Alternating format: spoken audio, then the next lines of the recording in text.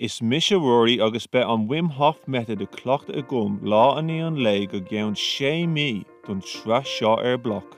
Tá daoine fud an domhain ag dul an bhfuinneáin an Wim Hof Method ag iarraidh feabhsú chur shláinte, éiris níos láidre agus níos sunna.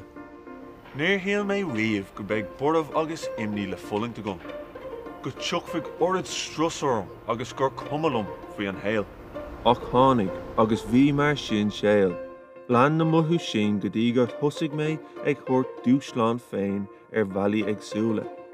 Seo an céad ábhar Dúshlán eile. Is species an duine a déanann a táirge féin. Maisníní bhfuil mothu ann, orgánach beo. Tá stín lán fuinmh as substansí seacacha ionas gur féidir leis an duine fuinmh dá cuid féin a cruthú. Bíonn gach bail corp agus gach organa sa cuileann ag obair le chéile ionas go feidhmíonn an duine. Tá an duine cosúla maisíní duna cnéalacha nua aimsire. An cá churam a gás. Bheith fá crí agus intín a ceappa leis an cá. Iad in ann an cá ag ibriú go meicniúil aon dul le cuileann an duine. Bíonn an maisín sin faoi churam an duine. Chuirmíad an bros le ceart ann go obróibh sé. Cuiníonn míad cuí má glanimíad dhéisiimíad aon rud is gá. Ach an thugamíad an airde céine dún féin. Ard an bros le ceart a cuirtar sa cholann. An cuiníonn míad cuí orin féin. An dhéanamíad obair deisiúcháin. An dugamíad cead dún cuileann scit a ligean. An bhfuil aon bhealach ann go mbeidh smach comh-maithaghain an ghuileann agus a bhíonn a gcuin obrú an cá. Tá fear amháin ag imeacht an saolta seo, Wim Hof. An mhaoin go bhfuil mó faoi le leagathe amach aige ina féidir leis an duine an cholann agus an intín a smachtú.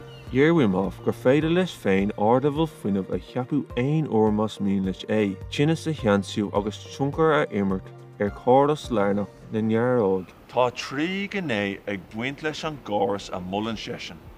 Mó speisialta anála. Gearú na hintín agus ligean don cholann chleachtadh a fháil an bheocht. Tá stad dente ag luchtdálaíochta bhóna seo Wim Hof agus tháinig siad san an chulra gur mó oxygéin a bhíonn sa cholann margheall an mó análathe agus mín an leibhéal alcaláin níos airde do réir. Fágann sin níos mó fuinmh ag duine agus cumas níos fearr cór in áid tinnis. Tá an mó análathe ceangalta le gearú na hintín agus sin le malú strus. Am a caitheamh sa bhuacht cifolacha le isce fór, snáb sa farraige nó lí a bhulcad an lán le leach áir, churann sin le lína go líní gala a bhfuil an duine. Ó bríonn cólíní bána na fulla in áid galar de cólíneacha agsúla. Tá feabhla ag Wim Hof an isce fór a cheasamh I bhfad níos fuide, agus le smachta ibriú a cholann féin lena linn. Na chlóríní seo, beidh cáras Wim Hof a chleachtadh gomsa lá ní an lé go gceann 6 mí. Sulla dosím, denfar tastal roinnt an comhorthaí batha na cuileanna faoi láthair go mbíonn lán compráid a gcuin, chun fécinnt an tarlíonn difriocht bith as seo go gceann an 6 mí. Sa céad chlár eile, beidh mé dul isteach go bhulcadán áir don céad ó riamh. Slán go fáil agus bíomh rais I gcár chlár a dó.